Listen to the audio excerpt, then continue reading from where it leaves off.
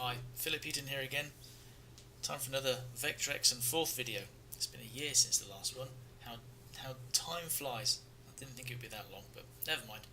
Anyway, what's happening now? So I have managed to get a Forth running on my Vectrex now, slowly but surely. I thought I'd show you a little bit of it. So it's in 4 pieces. The first part is the cross compiler, which is called Chromium. This is the meta compiler file, which is the bulk of it. It's how many? 500 lines long, 580. This is the main part that runs under VecForth, which is the compiler. As you can see, there's a lot of comments in here. Bit of code. That's it. That's the whole thing. Well, I'll say the whole thing. There's a few more smaller files here, but that's the core of it. There's also an assembler that goes with it. This is 235 lines long. There's a bit more code in here, and there's not so many comments. That's the assembler. On top of that runs CamelForth itself. So this is the code that runs. This is a 60. This what you're looking at here is the assembler for the 6809 code, and this is the 6809 code. You can see here if you look closely. This is, if you stretch your imagination, this is 6809 assembler. It's all a bit backwards because it's Forth. It uses reverse Polish. You can see there's some assembler words here and code words here. They're fairly similar. These are what's known as the primitives in the language. So you've got exclamation mark, which means store. You've got an @ symbol that means fetch. cfetch plus means add 2 numbers together on the stack. It's a stack language. Everything's done around the stack. So this is all to do with the stack. There's a simple one. 1 plus 1 add. So it adds one thing onto the stack. Fairly simple. So that's the 6809 Forth. There's a lot of so they're the primitives, and then you get round to the regular words further down, which are regular colon words in Forth, as they know, colon definitions, which are based on all of the primitives or other Forth words. What else have we got here? There's a memory map, which I discussed at the end of my previous video, showing you where everything's in RAM and in ROM, all mostly based around the RAM and ROM areas. So that's the Chromium cross compiler and the CamelForth itself. Next thing I've got is the Vectrex BIOS. So I've got a number of what's called EQUs, which are basically labels into the BIOS of the Vectrex. This was copied completely from the V-Day code, copied and tweaked. So I'm using EQUs for Forth, which is a bit different to the assembly compiler, but it's basically the same numbers and names. Then I've got a cart header, which if you read this closely, if you can read these numbers, you can see this is in ASCII format, GCE 2018 here. Then you've got some intro music, height and width, and then you've got VecForth, which is the name that comes up on the screen.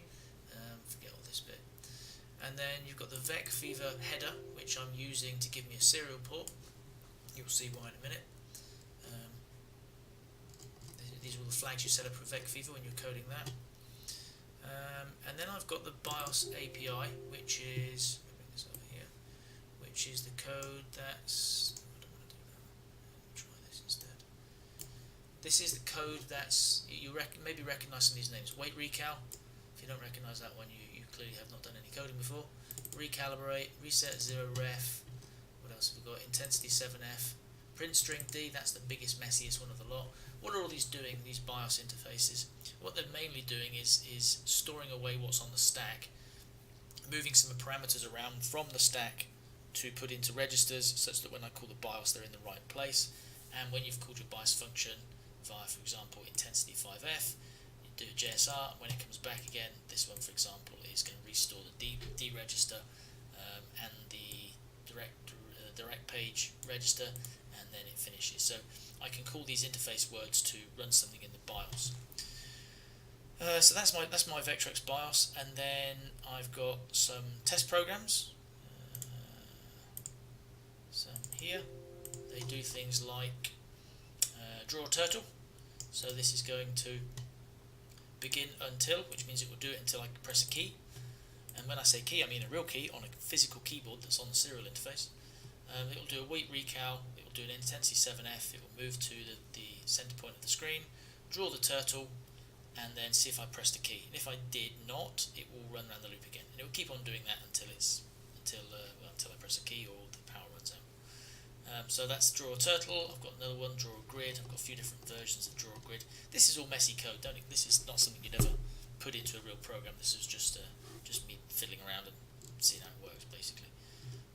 Another version of it there. So what can I do with this thing? Well, what I'm going to do now is compile it, and what this is going to do, it's going to run this code here, the CamelForth Chromium meta compiler. I've got an include file on here somewhere that shows you all the files. Yeah, these are all the files I used to create all of this. So I've got the Chromium cross compiler, then the CamelForth code and the Vectrex cart header, for example, some more CamelForth, and then my application at the end. So let me do a compile.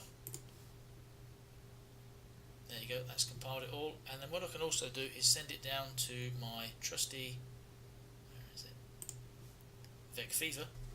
That, if I hit reset button a couple of times, will go into send me a binary mode. Here we go. So I'll use this button here to send it to VecFever. That's that done. Compile, emulate. There it is. And then I get a terminal. Forth is running. So what I can then do is run one of those test words to put a turtle on the screen with DT for turtle. That didn't work. Try again. DTT. There we go. And what you can also see on the screen here is a frame counter. So that's 50 a second. Hit a key to finish it. I can also do DT. Is there another one? DT2? No, that doesn't exist. And I can draw a grid with DL. I don't know why I called it DL, but I did. That's a slow version. As you can see, the lines don't really match up. I've got a faster version called DL2. No, I haven't. What's it called? Let's have a look.